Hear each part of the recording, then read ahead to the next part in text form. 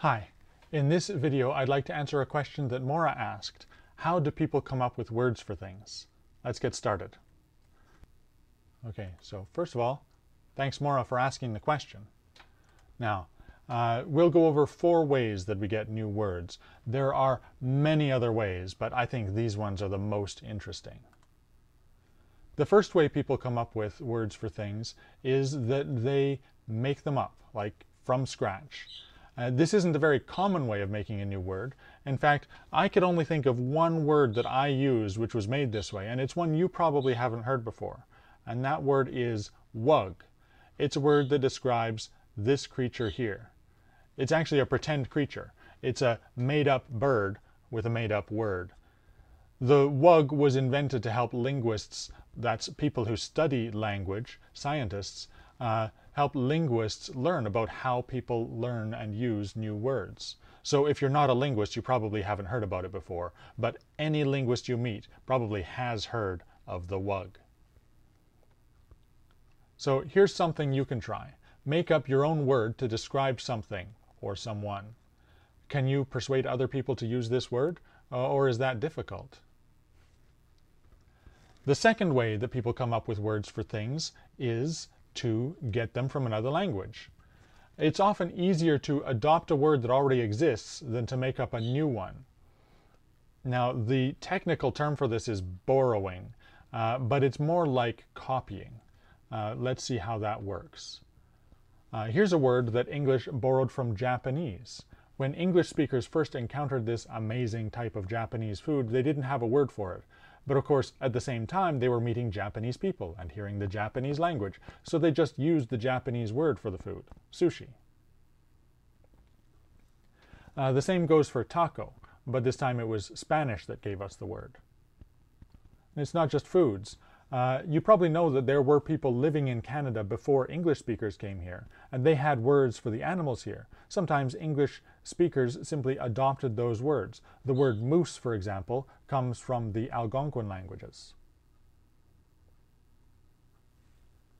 English has borrowed words from hundreds of languages, but there's one language that has given us more words than any other language, like way more words.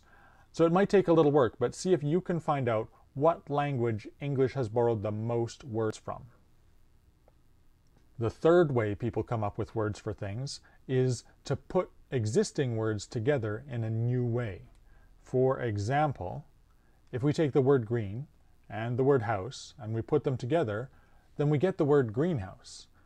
Now, it might seem a little like cheating. After all, is greenhouse really a new word, or is it just a different way of using the words green and house? But think about this. If you use the words separately, you have a greenhouse. This is not the same thing as a greenhouse, is it? This way of making a new word is called compounding, and the word you get is a compound word. Here's some other compound words we have in English: snowball, bluejay, fingernail. See if you can make up a compound word yourself. This is fun. Just take 2 words you already know and mash them together. Now think, what would that new compound word refer to? What does it mean? The fourth way people come up with words for things is by using the sounds of what the word is meant to describe. So here are some examples. Bang. The word bang doesn't just describe this loud sound like a hammer or a gavel hitting a table. It kind of sounds like it. The sound of waves hitting the beach sounds a bit like the word whoosh, which we can use to describe that sound. The sound that a duck makes sounds a bit like our word for that sound, quack. One thing that's interesting about animal sounds like this is that different languages have different words for the same animal sound. For example, the Chinese word for a duck's sound is gua. The French word is quang. In Russian, it's kria. In Turkish, it's vak.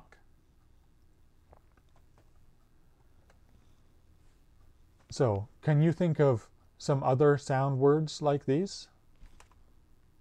In this video, we've looked at 4 different ways to make a word. We can make it up from scratch. We can get it from another language. We can combine words that already exist in the language, or we can copy the sound of what we're trying to describe.